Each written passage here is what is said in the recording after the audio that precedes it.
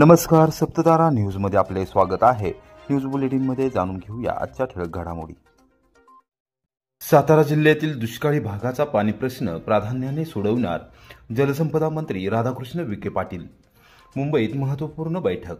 सातारा जिल्ह्यातील दुष्काळी भागात मोडत असलेल्या मान खटाव आणि फलटण कोरेगाव विधानसभा मतदारसंघातील प्रलंबित पाणी प्रश्न प्राधान्यक्रमाने सोडवला जाईल। त्यासाठी आवश्यक निधीची तरतूद केली जाईल। नवीन प्रकल्पासाठी आवश्यक डीपीआर आराखडे तात्काळ सादर करून त्यास राज्य सरकारची मान्यता घेतली जाईल, अशी माहिती जलसंपदा मंत्री राधाकृष्ण विखे पाटील यांनी दिली। मंत्री विखे पाटील यांच्या अध्यक्षतेखाली मुंबईत मंत्रालयात बुधवारी रात्री 9 वाजता माढा लोकसभा मतदारसंघाचे माजी खासदार रणजितसिंह नाईक निंबाळकर यांच्या पुढाकाराने फलटण कोरेगाव विधानसभा मतदारसंघातील प्रलंबित जलसिंचन प्रकल्प व पाणी प्रश्नांबाबत बैठक आयोजित करण्यात आली होती। त्यावेळी ते बोलत होते।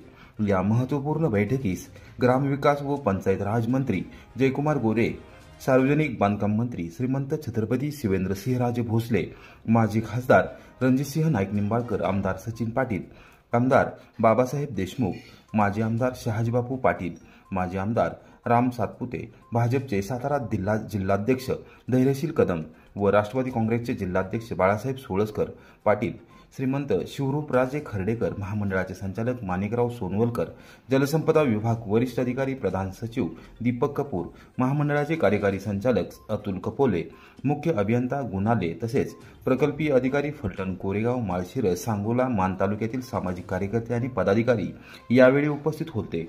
फलटण कोरेगाव मतदारसंघात समाविष्ट असलेल्या कोरेगाव तालुक्यातील 26 गावांचा प्रलंबित पाणी प्रश्नांवर लवकरच तोडगा काढण्याचे एकमताने ठरले।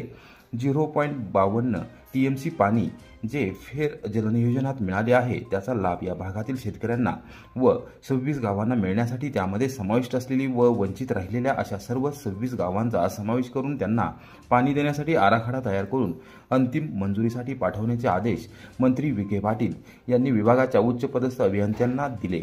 नीरा देवघर प्रकल्पातून नीरा देवघर उजव्या कालव्यातून धोम बलकवडी कालव्यात पाणी सोडण्यासाठी मंजूर असलेले 0.93 टीएमसी पाणी जे उतरोली येथून कालवाजोड प्रकल्प पूर्ण करून सोडण्यात येणार आहे त्या पाण्याचा विसर्ग व वेग संतुलित करण्यासाठी मंजूर असलेली नीरा देवघरची दुसरी उपसा सिंचन योजना वाघोशी येथे कार्यान्वित करून 0.93 टीएमसी पैकी काही पाणी या उपसा सिंचन योजनेच्या माध्यमातून धोम बलकवडी कालव्यात सोडण्यात येणार असून त्याचा प्रस्ताव अंतिम मंजुरीसाठी लवकरच पाठवण्याचे आदेश देण्यात आले। सुळशी प्रकल्पाचा डीपीआर आराखडा तयार करून पुढील 2 महिन्यात अंतिम कॅबिनेट मंजुरीसाठी सादर करण्यात येणार असल्याचे कृष्णा खोरे विकास महामंडळाच्या उच्चपदस्थ अभियंत्यांकडून सांगण्यात आले। धोम बलकवडी कालव्याच्या पोटपाटाची कामे किलोमीटर 128 ते 147, वितरण नलिकांची कामे ज्यांना तांत्रिक मंजुरी मिळाली आहे अशा कामांना अंतिम मंजुरी देऊन लवकरच निधी उपलब्ध करून देणार असल्याचे मंत्री विखे पाटील यांनी स्पष्ट केले।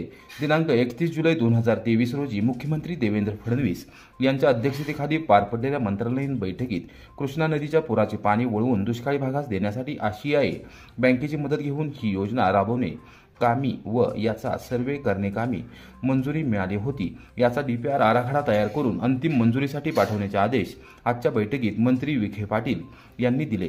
या योजनेचा लाभ फलटण मान या दुष्काळी तालुक्यांनाही मिळणार आहे।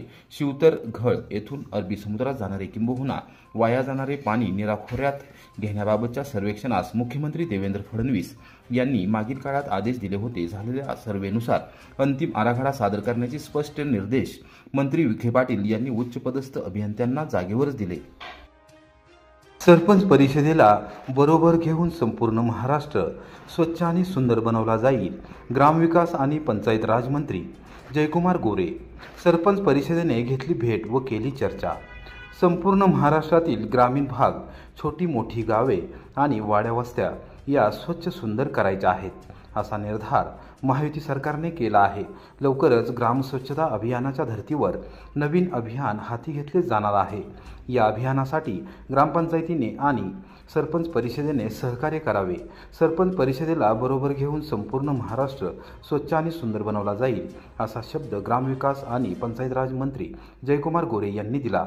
सरपंच परिषदेचे प्रदेशाध्यक्ष तथा कोरेगाव तालुक्यातील नागझरीचे लोकनियुक्त सरपंच जितेंद्र भोसले यांच्या नेतृत्वाखाली परिषदेच्या प्रमुख पदाधिकारी आणि सरपंचांनी गुरुवारी दुपारी 2:30 वाजता मंत्रालयात मंत्री गोरे यांची भेट घेऊन चर्चा केली। त्यावेळी सरपंचांशी संवाद साधताना मंत्री गोरे बोलत होते। यावेळी ज्ञानेश्वर वायाळ, अमरनाथ गीते, सुधीर पाटील, बाळासाहेब पाटील, कोहिनूर सय्यद, सुजित हंगारकर, दीपक पाटील, नाना शेंडकर, विष्णू गायकवाड, किशोर पाटील, राज पाटील, ॲडव्होकेट शेडगे, बाबासाहेब पाटील, अमर माने, संगीता लेंगरे, उमा माळी, सतीश माधने, अरविंद शेडगे, ॲडव्होकेट टिकले यांच्यासह पदाधिकारी यावेळी उपस्थित होते।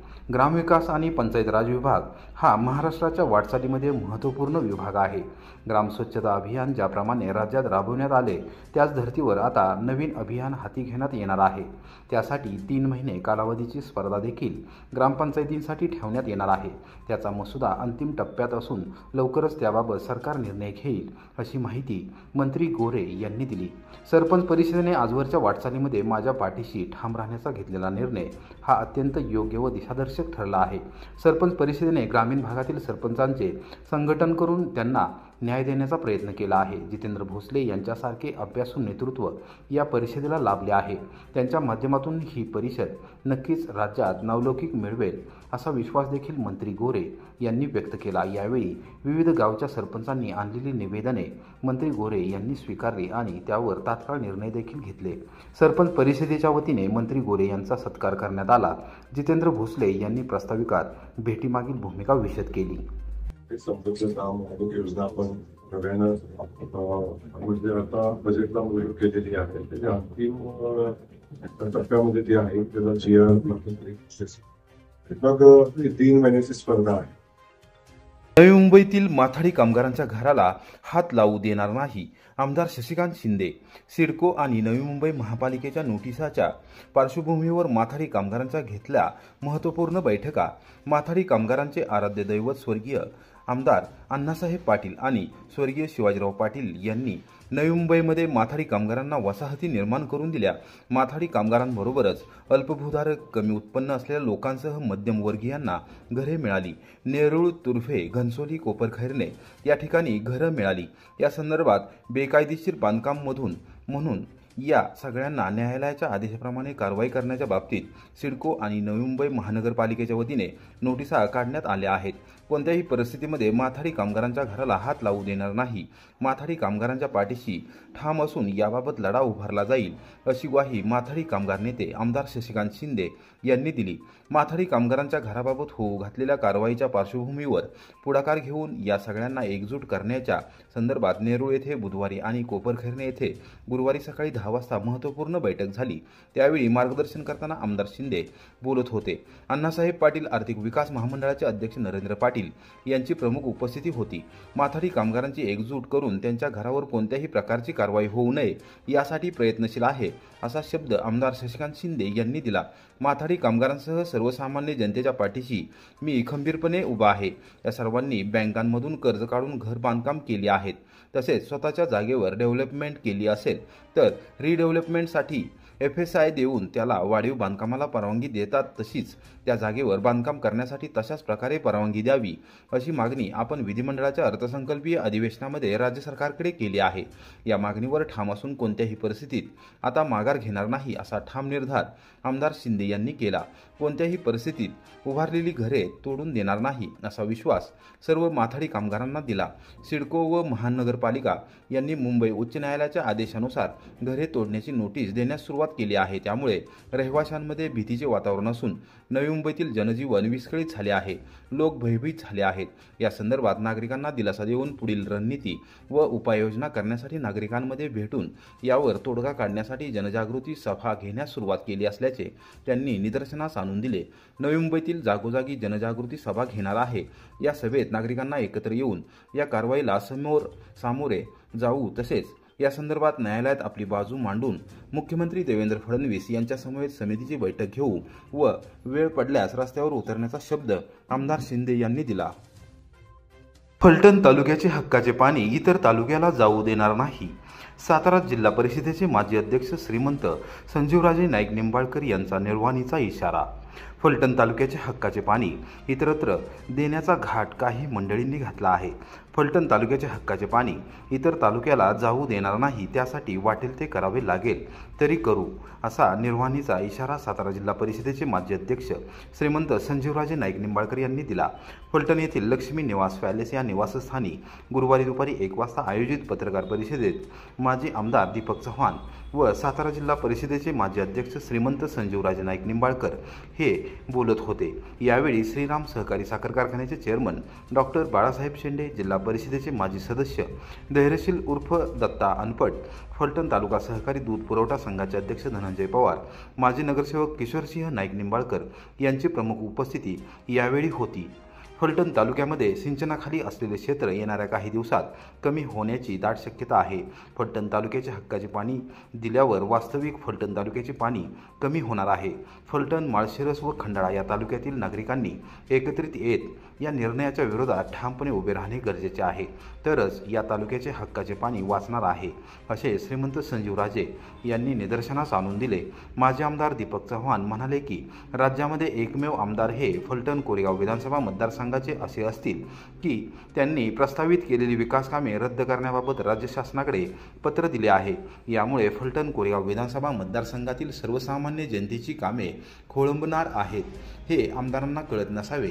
आम्ही प्रस्तावित केलेल्या कामांचे श्रेय तुम्ही घ्या, परंतु विकास कामे पूर्णत्वास न्या, असे मत चव्हाण यांनी व्यक्त केले. यावेळी श्रीमंत संजीवराजे नाईक निंबाळकर आणि माजी आमदार दीपक चव्हाण यांनी विरोधकांचा खरपूस भाषेत समाचार घेतला. एकतर कामं आधीच्या काळात मंजूर झाली. आता शेवटी जे लोकप्रतिनिधी आहेत त्यांनी त्यांचा नळ वाढवायचा ठरवला तर ते वाढवू शकतात. शेवटी लोकप्रतिनिधी आहेत, त्यांना कोणीच अडवू शकत नाही. पण ती माहिती व्हावं या आधीच्या काळामध्ये मंजूर झालेली आहे, हा एक विषय. आणि पाण्याचा प्रश्न हा अत्यंत महत्त्वाचा प्रश्न आहे. त्यासाठी रस्त्यावर काही कुठेही उतरायची भूमिका आपल्या सर्वांनाच घ्यावी लागणार आहे. त्याच्या एवढा दुसरा कुठलाही महत्त्वाचा प्रश्न माझ्या दृष्टीने नाही. कारण हे एकदा हातातून गेलं की गेलं, परत मग काय एकदा वाटप झालं, एकदा कोणाच्या तरी पदरात ते पडलं की तेथून पुन्हा काढून आणणं हे अशक्य आहे. आणि तुम्हाला पाहिजे तर माझ्याकडे इथं सुद्धा काही आकडे आहेत की किती टक्के फलटण तालुका भिजतो, किती टक्के माळशिरस भिजतो, किती टक्के खंडाळा भिजतो. त्यामध्ये फलटण तालुका सर्वात कमी क्षेत्र आपलं भिजतंय आणि जवळपास शिल्लक क्षेत्र आपलं 9,645 हेक्टर शिल्लक राहतं आणि खंडाळ्याचं 7,870 हेक्टर आहे. तर माळशिरसचं 1,780 आहे. त्यांचा जवळपास 86% तालुका भिजतोय नीरा देवघरच्या लाभक्षेत्रातला. आपला तो गॅप कमी करायला पाहिजे ना. 100% कुठलाच भिजू शकत नाही, काही ठिकाणी पाणी पोचूही शकत नाही, पण ते गॅप कमी करायला पाहिजे ना. मग जे शिल्लक राहते तर ती गॅप कमी करा. आणि आरक्षितचा विषय नाही आहे. पाईपलाईन घातल्यामुळं पाणी जे शिल्लक राहते ते शिल्लक राहिलेलं पाणी फलटण तालुक्यातच नीरा देवघरच्या लाभक्षेत्रातच, तुम्ही नीट लक्षात घ्या, नीरा देवघरचं जे लाभक्षेत्र आहे तिथंच आपण मागतोय. आपण नीरा उजव्यामध्ये मागत नाही, धोंबलकोडीत मागत नाही. नीरा देवघरचं जे लाभक्षेत्र आहे त्याच्यामध्ये 9,000 हेक्टर शिल्लक राहतं भिजण्याचं क्षेत्र, त्याला द्या. खंडाळ्यामध्ये 7,000 राहते, त्याला द्या, अशी आपण मागणी करतोय. कारण तसा शासनाचा नियम सुद्धा आहे. माझी सर्वांना विनंती आहे की काही झालं तरी फलटण तालुक्याचं किंवा लाभक्षेत्रातलं खंडाळा असेल, माळशिरस असेल, ते पाणी लाभक्षेत्रामध्येच राहिलं पाहिजे, बाहेर जाता कामा नाही. तर कसल्याही परिस्थितीमध्ये या तालुक्याचं जे पाणी आहे ते पाणी तालुक्याला मिळण्यासाठी जो काय संघर्ष करावा लागेल तो आम्ही करणार.